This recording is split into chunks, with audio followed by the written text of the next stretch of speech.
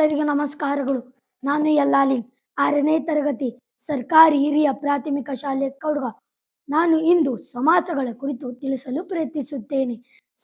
ಸಮಾಸ ಎಂದರೇನು? ಸಮಾಸ ಎಂದರೆ ಎರಡು ಅಥವಾ ಅನೇಕ ಪದಗಳು ಅರ್ಥಕ್ಕೆ ಅನುಸಾರವಾಗಿ ಸೇರಿ ಮಧ್ಯದಲ್ಲಿರುವ ವಿಭಕ್ತಿ ಪ್ರತ್ಯಯಗಳನ್ನು ಲೋಪ ಮಾಡಿಕೊಂಡು ಒಂದು ಪದವಾಗುವುದೇ ಸಮಾಸ. ಉದಾಹರಣೆ: ಮಳೆಯ ಪ್ಲಸ್ ಕಾಲ ಮಳೆಗಾಲ. ಈ ಮೇಲಿನ ಉದಾಹರಣೆಯಲ್ಲಿ ಮಳೆಯ ಮತ್ತು ಕಾಲ ಎಂಬ ಎರಡು ಪದಗಳಿವೆ.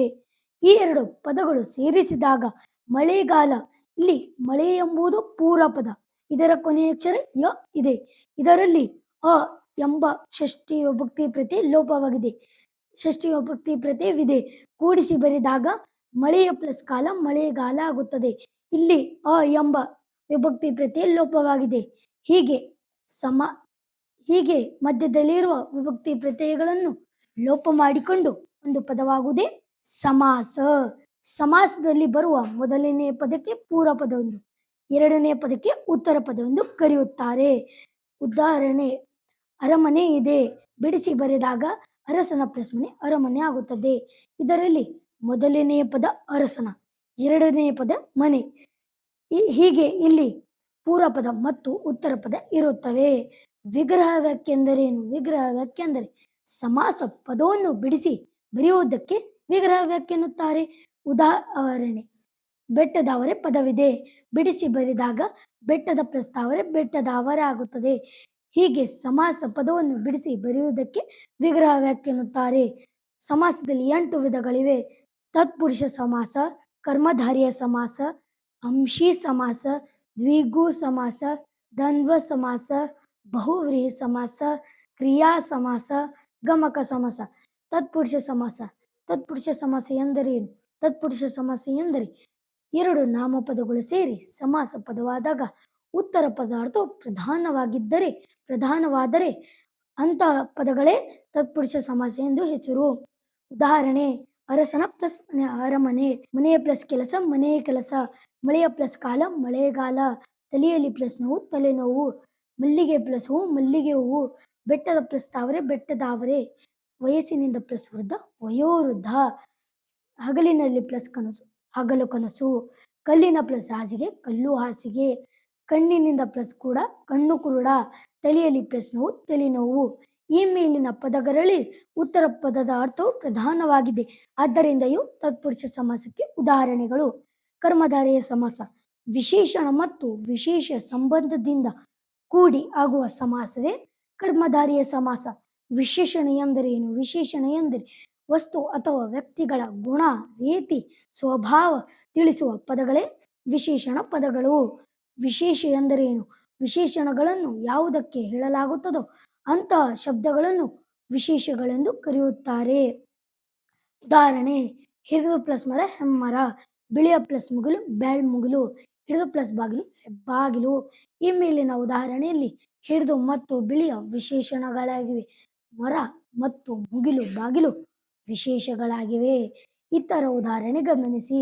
ಹಿಡಿದು ಪ್ಲಸ್ ಜೇನು ಹೆಜ್ಜೇನು, ಹೊಸದು ಪ್ಲಸ್ ಕನ್ನಡ ಹೊಸಗನ್ನಡ, ದಿವ್ಯವಾದ ಪ್ಲಸ್ ಪ್ರಕಾಶ ದಿವ್ಯ ಪ್ರಕಾಶ, ಇನ್ನದು ಪ್ಲಸ್ ಮಾವು ಇಮ್ಮಾವು, ಮೆಲಿತು ಪ್ಲಸ್ ಮಾತು ಮೇಲ್ವಾತು, ಇನ್ನದು ಪ್ಲಸ್ ಸರ ಇಂಚರ, ಹಿಡಿದು ಪ್ಲಸ್ ಮರ ಹೆಮ್ಮರ, ಮೇಲಿತು ಪ್ಲಸ್ ನುಡಿ ಮೆಲ್ನುಡಿ, ಕೆಂಪಾದ ಪ್ಲಸ್ ತಾವರೆ ಕೆಂದಾವರೆ. ನಿಯಮ: ಉತ್ತರ ಪದದ ಅರ್ಥವು ಪ್ರಧಾನವಾಗಿದ್ದು ಉತ್ತರ ಪದವನ್ನು ಪೂರ್ವ ಪದ ವರ್ಣಿಸಿದರೆ ಕರ್ಮಧಾರಯ ಸಮಾಸ ಎನ್ನುತ್ತಾರೆ. ದ್ವಿಗು ಸಮಾಸ ಪೂರ್ವ ಪದವು ಸಂಖ್ಯಾಸೂಚಕವಾಗಿದ್ದು ಉತ್ತರದಲ್ಲಿರುವ ನಾಮಪದದೊಡನೆ ಸೇರಿ ಆಗುವ ಸಮಾಸವೇ ದ್ವಿಗು ಸಮಾಸ. ಉದಾಹರಣೆ: 2 ಪ್ಲಸ್ ಮಡಿ ಇಮ್ಮಡಿ, 3 ಪ್ಲಸ್ ಮಡಿ ಮುಮ್ಮಡಿ, 3 ಪ್ಲಸ್ ಗಾವುದ ಮುಗಾವುದ, ಪಂಚಗಳಾದ ಪ್ಲಸ್ ಇಂದ್ರಿಯಗಳು ಪಂಚೇಂದ್ರಿಯಗಳು, ಸಪ್ತಗಳಾದ ಪ್ಲಸ್ ಸ್ವರಗಳು ಸಪ್ತಸ್ವರಗಳು, 1 ಪ್ಲಸ್ ಕಟ್ಟು ಒಗ್ಗಟ್ಟು, 4 ಪ್ಲಸ್ ದೆಸೆ ನಾಲ್ದೆಸೆ. ನಿಯಮ: ಪೂರ್ವ ಪದವ ಸಂಖ್ಯಾಸೂಚಕವಾಗಿದ್ದು ಉತ್ತರದ ನಾಮಪದದೊಡನೆ ಸೇರಿ ಆಗುವ ಸಮಾಸವೇ ದ್ವಿಗು ಸಮಾಸ. ಅಂಶಿ ಸಮಾಸ ಪೂರ್ವ ಮತ್ತು ಉತ್ತರ ಪದಗಳು ಅಂಶ ಮತ್ತು ಅಂಶಿ ಭಾವದಿಂದ ಸೇರಿದರೆ ಅದನ್ನು ಅಂಶಿ ಸಮಾಸ ಎನ್ನುತ್ತಾರೆ. ಉದಾಹರಣೆ: ನಾಲಿಗೆ ಪ್ಲಸ್ ತುದಿ ತುದಿ ನಾಲಿಗೆ, ತುಟಿಯ ಪ್ಲಸ್ ಕೆಳಗೆ ಕೆಳದುಟಿ, ಮೈಯ ಪ್ಲಸ್ ಒಳಗೆ ಒಳ ಮೈ. ಈ ಮೇಲಿನ ಉದಾಹರಣೆಯಲ್ಲಿ ನಾಲಿಗೆಯ ಒಂದು ಭಾಗವನ್ನು ಉಲ್ಲೇಖಿಸಲಾಗಿದೆ. ಹೀಗೆ ಇನ್ನೊಂದು ಉದಾಹರಣೆಯಲ್ಲಿ ತುಟಿಯ ಭಾಗವನ್ನು ಹೇಳಲಾಗಿದೆ. ಇಲ್ಲಿ ತುದಿ ಹಾಗೂ ಕೆಳಗೆ ಎಂಬುದು ಅಂಶಗಳಾದರೆ ನಾಲಿಗೆ ಮತ್ತು ತುಟಿ ಅಂಶಿಗಳಾಗಿವೆ. ಇತರ ಉದಾಹರಣೆ ಗಮನಿಸಿ.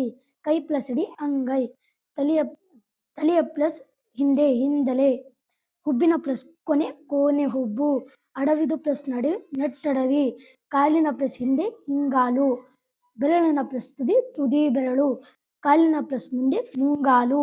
ನಿಯಮ: ಪೂರ್ವ ಪದದ ಅರ್ಥವು ಪ್ರಧಾನವಾಗಿದ್ದು ಪೂರ್ವೋತ್ತರ ಪದಗಳು ಅಂಶ ಅಂಶಿ ಸಂಬಂಧ ಹೊಂದಿದರೆ ಅಂಶಿ ಸಮಾಸ ಎನ್ನುತ್ತಾರೆ. ದ್ವಂದ್ವ ಸಮಾಸ: ಎರಡು ಅಥವಾ ಅನೇಕ ನಾಮಪದಗಳು ಸೇರಿ ಸಮಾಸ ಪದವಾದಾಗ ಎಲ್ಲಾ ಪದಗಳ ಅರ್ಥವು ಪ್ರಧಾನವಾಗಿದ್ದರೆ ಆ ಸಮಾಸಕ್ಕೆ ದ್ವಂದ್ವ ಸಮಾಸ ಎಂದು ಹೆಸರು. ಉದಾಹರಣೆ: ಗಿಡವು ಪ್ಲಸ್ ಮರವು ಗಿಡ ಮರ, ರಾಮನು ಪ್ಲಸ್ ಲಕ್ಷ್ಮಣನು ರಾಮ ಲಕ್ಷ್ಮಣ, ಕಸವು ಪ್ಲಸ್ ಕಡ್ಡಿಯು ಕಸ ಕಡ್ಡಿ, ಕೃಷ್ಣನು ಪ್ಲಸ್ ಅರ್ಜುನನು ಕೃಷ್ಣ ಅರ್ಜುನರು, ಗಿಡಗಳು ಪ್ಲಸ್ ಮರಗಳು ಪ್ಲಸ್ ಬಳ್ಳಿಗಳು ಗಿಡ ಮರ ಬಳ್ಳಿಗಳು, ಪಾರ್ಥನು ಪ್ಲಸ್ ಭೀಮನು ಪಾರ್ಥ ಭೀಮರು, ಭೀಮನು ಪ್ಲಸ್ ಅರ್ಜುನನು ಭೀಮಾರ್ಜುನರು, ಗಿರಿಯು ಪ್ಲಸ್ ವನವು ಪ್ಲಸ್ ದುರ್ಗವು ಗಿರಿವನ ದುರ್ಗಗಳು, ಹನುಮನು ಪ್ಲಸ್ ಭೀಮನು ಪ್ಲಸ್ ರಾಮನು ಹನುಮ ಭೀಮ ರಾಮರು, ಕರಿಯು ಪ್ಲಸ್ ತೂರ್ಗವು ಪ್ಲಸ್ ರಥವು ಕರಿ ತೂರ್ಗ ರಥಗಳು. ನಿಯಮ: ಎರಡು ಅಥವಾ ಅನೇಕ ನಾಮಪದಗಳು ಸೇರಿ ಎಲ್ಲಾ ಪದಗಳ ಅರ್ಥವು ಪ್ರಧಾನವಾಗಿದ್ದರೆ ದ್ವಂದ್ವ ಸಮಾಸ ಎನ್ನುತ್ತಾರೆ. ಬಹುವ್ರೀಹಿ ಸಮಾಸ: ಎರಡು ಅನೇಕ ನಾಮಪದಗಳು ಸೇರಿ ಸಮಾಸ ಪದವಾದಾಗ ಬೇರೊಂದು ಪದದ ಅರ್ಥವು ಪ್ರಧಾನವಾಗುಳ್ಳ ಸಮಾಸಕ್ಕೆ ಬಹುವ್ರೀಹಿ ಸಮಾಸ ಎನ್ನುತ್ತಾರೆ.